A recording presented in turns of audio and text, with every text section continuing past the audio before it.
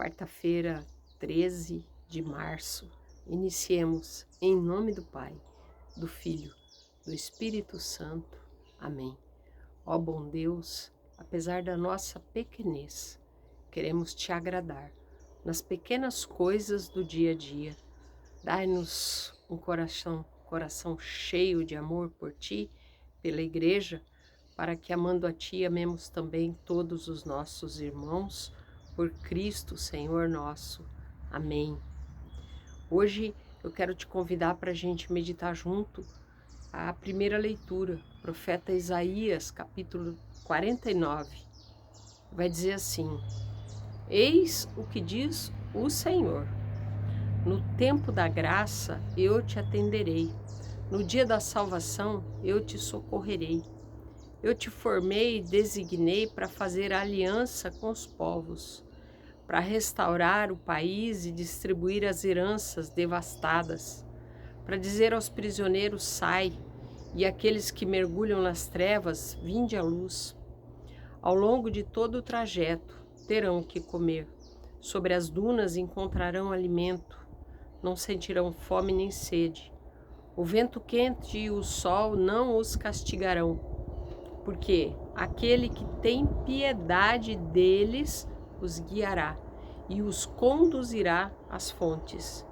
Tornar-lhe-eis acessíveis todas as montanhas, e os caminhos atingirão as alturas. Cantai, ó céus, terra, exulta de alegria, montanhas, prorrompei em aclamações, porque o Senhor consolou o seu povo, comoveu-se e teve piedade dos seus na aflição. Sião dizia: o Senhor abandonou-me, o Senhor esqueceu-me. Pode uma mulher esquecer-se daquele que amamenta, não ter ternura pelo fruto das suas entranhas? Mesmo que ela o esquecesse, eu não te esqueceria nunca. Quando eu comecei a meditar essa palavra, me veio muito no coração assim: quantas pessoas passando por tribulações tão profundas, que talvez eu e você aqui hoje, meditando essa palavra, a gente não consegue nem imaginar o tamanho do sofrimento. Sofrimento a ponto de pensar assim: Deus não se importa comigo. Nem sei se Deus existe. Deus nem lembra que eu existo. Sabe, situações que o ser humano chega a ponto de pensar que não vale mais a pena viver, não ter motivo mais para viver, ter um desânimo completo. E, irmãos, é triste demais, mas é a realidade de muita gente. Quantas pessoas, quando a palavra diz aqui, olha, dizei aos que mergulham nas trevas, sai.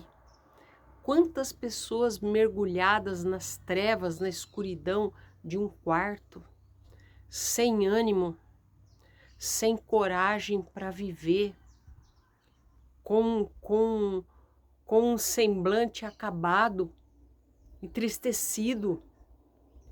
Quantas pessoas, aqui no versículo 9 ele diz, para dizer aos prisioneiros, sai. Eu fico imaginando quantas pessoas aprisionadas mesmo nos vícios. Tem noção? Consegue parar para pensar de uma pessoa não ser dona da própria vida, das atitudes, porque está aprisionada a algum tipo de vício? E o Senhor está colocando que é para dizer para ela: sai, vem para a luz. E ele está dizendo mais, ele está dizendo assim, ó: no tempo da graça eu te atenderei, no dia da salvação eu te socorrerei, porque aquele que tem piedade os guiará e os conduzirá às fontes.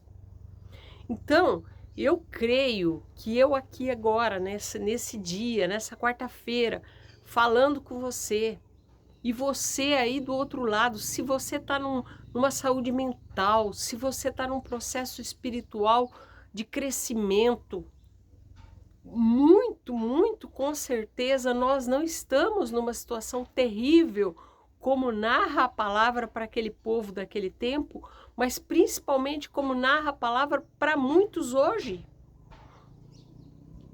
E aí, a gente não pode de maneira alguma ouvir a palavra e talvez até dar uma curtidinha, talvez até encaminhar. É muito pouco, porque nós, na nossa grande maioria, somos agraciados. Mas é necessário que a gente saia para ir atrás desses que estão aprisionados em tantas situações e desses que estão mergulhados nas trevas. E olha que interessante, mergulhar nas trevas é se lançar nas trevas, é não ter mais expectativa nenhuma. Então eu te convido, irmão, nessa quarta-feira, a pensar mesmo nesse tempo de quaresma, nesse tempo de vida, porque a quaresma está nos preparando para o ápice da vida, que é a paixão do Senhor, que é a renovação do nosso batismo. Então, a pensar realmente o que eu posso fazer pela vida daqueles que hoje estão desanimados, daqueles que hoje estão achando que não tem mais jeito, que até o próprio Deus o abandonou. E a gente poder ter uma fé tão linda, uma fé tão transparente, que talvez até sem usar palavras, a gente consiga transmitir para eles essa verdade, que mesmo que a mãe dessa pessoa a esquecesse, coisa que é difícil uma mãe esquecer um filho, Deus jamais esquece os seus. Que Deus nos abençoe, que Deus nos faça ser instrumentos dele. Hoje no mundo nós precisamos ser os olhos, a boca, os braços, as pernas, o sorriso, o aconchego do próprio Deus para a humanidade. E esse é o convite que eu tenho para fazer para mim e para você. Que a gente possa se levantar, se mover e fazer essa verdade acontecer. E o ânimo e a vida voltar a tantos que sofrem, a tantos que perderam a esperança.